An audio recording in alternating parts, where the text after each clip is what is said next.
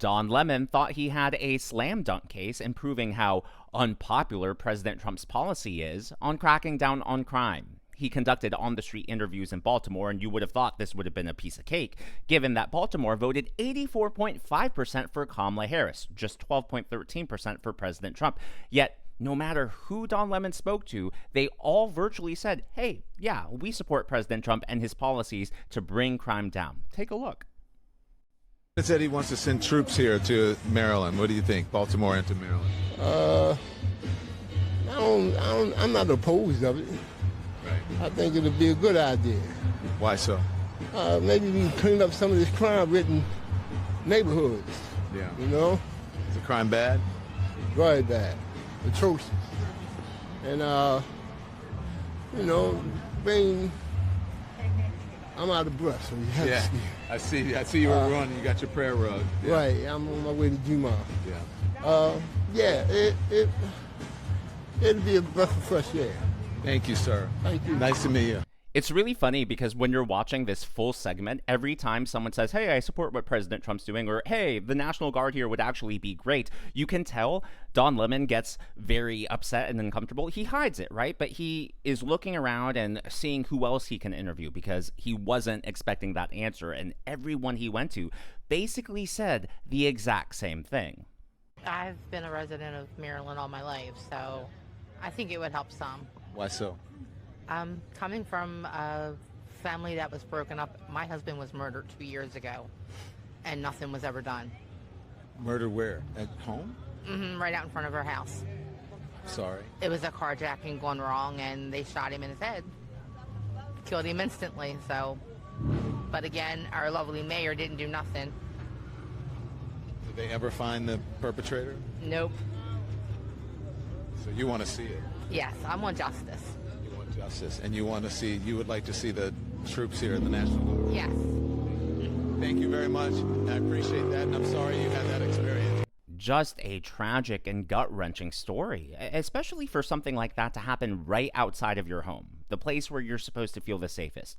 For your home, your family, to be torn apart right there, I can't think of something just more sad and tragic to go through. And even as Don Lemon is telling her, oh, I'm sorry for your experience, you can tell he's not really talking to her. He's barely making eye contact, and he's already looking around trying to find someone who's going to support his narrative instead of debunking him on the street as he's doing these interviews. Now, over the last few weeks, Democrats have been claiming that President Trump is manufacturing a crisis, right? That was the talking point. That was the phrase that they brought out of nowhere. Yet, whenever we see interviews like this of people actually on the ground, they all say, hey, crime actually is an issue here. And it's not just the people. Just take a look at the actions of the leaders, right? Last week, Gavin Newsom in California, he held a press conference and he said, well, I'm going to deploy more resources and more troops and law enforcement across the state to bring down crime. This is after Gavin Newsom had criticized President Trump. Well, if crime isn't an issue, Newsom, then why are you putting more resources into bringing down crime? You can't have it both ways. It's either an issue or it's not. So as Don Lemon was walking around Baltimore, he spoke to people from all sorts of different demographics. Obviously, the first one was a black voter, the second one a woman, but even white men said that they feel unsafe and would support President Trump's actions in the city. I think you should, You think he should send him? it's straight, but it's getting out of hand, man. All these killings all the time, the murder rates going higher and higher, and all the drugs, they don't got no programs. They do, but they don't work. And then, like, the bikers, the 12 o'clock boys, they need to build them a park, make more things, like more sources. So you said send the troops and sources, or No, like send the troops to straighten everything out, and then make Baltimore great again. Rebuild. Rebuild it, back how it was, long time ago. Now, the Democrats are claiming that President Trump is only attacking blue states and Democrat governors, and he's trying to basically enact revenge and retribution on the left. But that just isn't true, especially based on the latest news. So according to the Associated Press, Trump suggests the National Guard could go into New Orleans, a blue city in a red state. Fox News has also confirmed that this is a possibility, reporting that New Orleans Democrats reject Trump's Trump's possible National Guard crime intervention. So this isn't just happening in blue states, but obviously Louisiana, very red. And so they could be the target of President Trump's next move. So all of that to say, if this actually happens, if President Trump sends the National Guard into Louisiana, this really will undercut and undermine the claim that the Democrats are making. They claim that President Trump is doing this because, he wants to steal the next election. Take a look. And Terry, some Democrats, such as Illinois Governor J.B. Pritzker, have suggested this isn't about fighting crime itself. Take a listen to what he told CBS Face the Nation. He'd like to stop the elections in 2026 or, frankly, take control of those elections. He'll just claim that there's some problem with an election, and then he's got troops on the ground that can take control if, in fact, he's allowed to do this. And the governor of California, Gavin Newsom, has said similar things. You just spoke to the Attorney General of California. What does he think? Well, he's filing a lawsuit to stop the extension of the original 300 National Guard troop presence in Los Angeles past Election Day because he's suspicious. Because there's a shadow in all of this.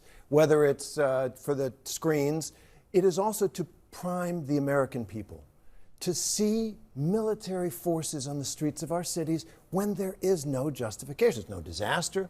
There's no riot burning down square miles of any city. There was one car on fire in Los Angeles. And that's clearly what this is. Trump wanted to send the military. He talked about it in 2020.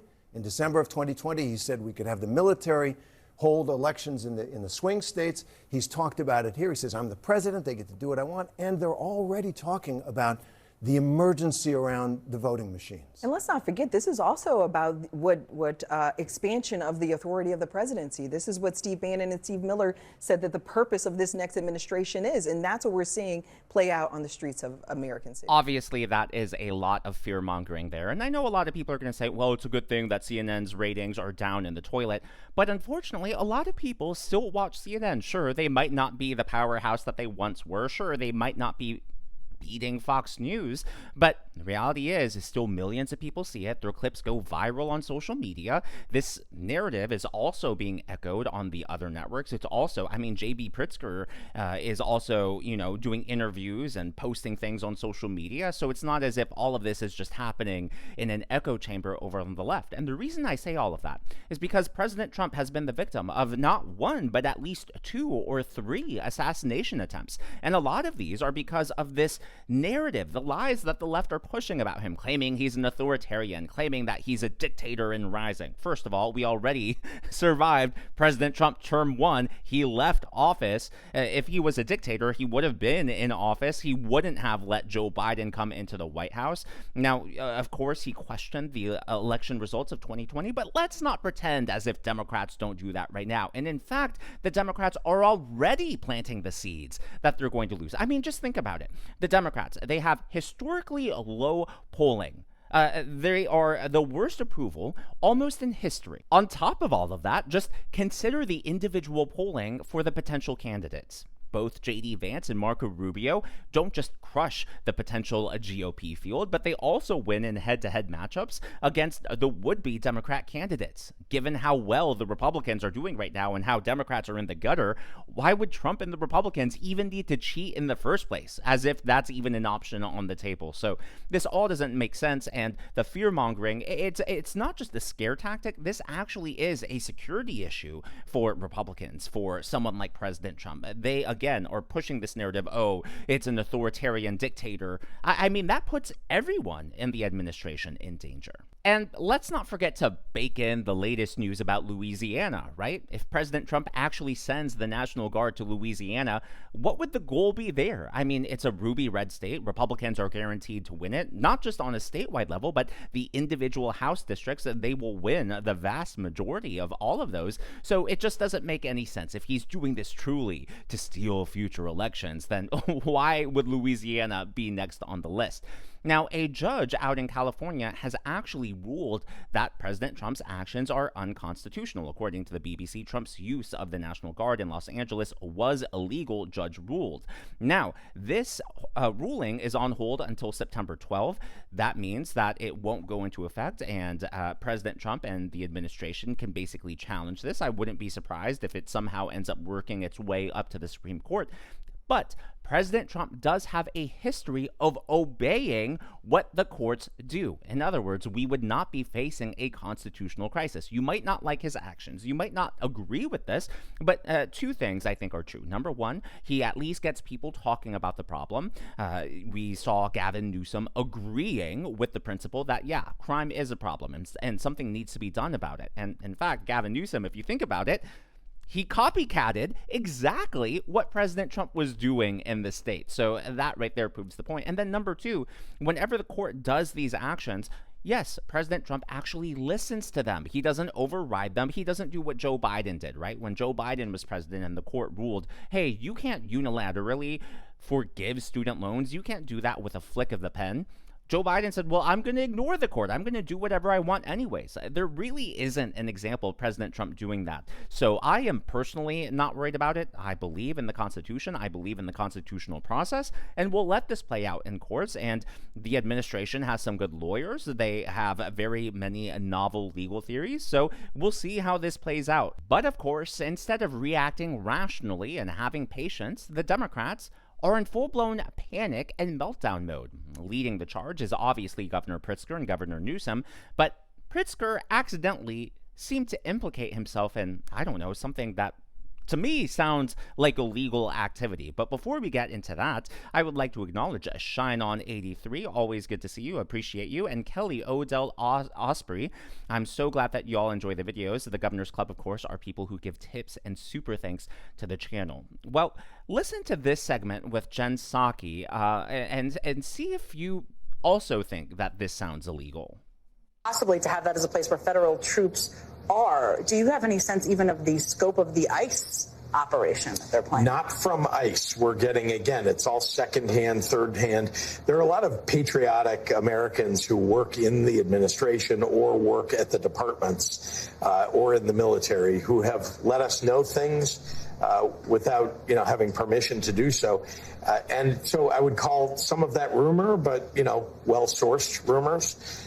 Let us know things without having the authority and the permission to do so. It sounds like you're getting inside information, inside leaks. I hope, Governor Pritzker, for your sake, that you're not acting on any of that information and attempting to undermine what the feds are doing, because of that, I think there would be a lot of legal questions there for you. Now, this, I have a feeling, has not happened. Pritzker is also making another claim. He's claiming that President Trump is begging him to call him. Like, why would President Trump beg Pritzker to call him? This does not pass the sniff test. The president is begging me to call him to ask him to do something that we don't want. He wants me to call him and ask him to call in National Guard to the city of Chicago. We don't want it. So that's why I'm not calling the president. I have been very clear about what we do want. What we do want is civilian law enforcement assistance. So if the governor calls the president and says, hey, send in to the guard, there's no constitutional question there, right? That would be allowed. Trump can do that. The question is whether or not Trump can sort of override the governor and just send in the guard. And so that's why Pritzker is claiming that. I just have a hard time believing that, especially with the talk of what is potentially happening in New Orleans, what President Trump has already done in Washington, D.C. I get that D.C. is a different situation, but there's also what happened in California. So I'll take that, Alex, for $100, things that have never happened.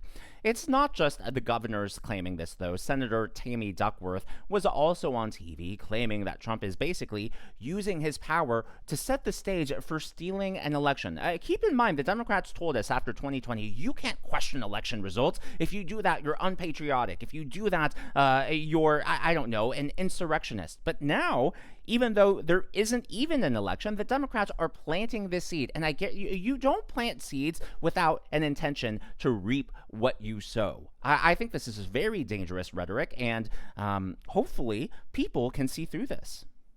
Legal? No, it's not legal. I also think that this is just the first step towards him potentially setting the groundwork to do something within U.S. territory.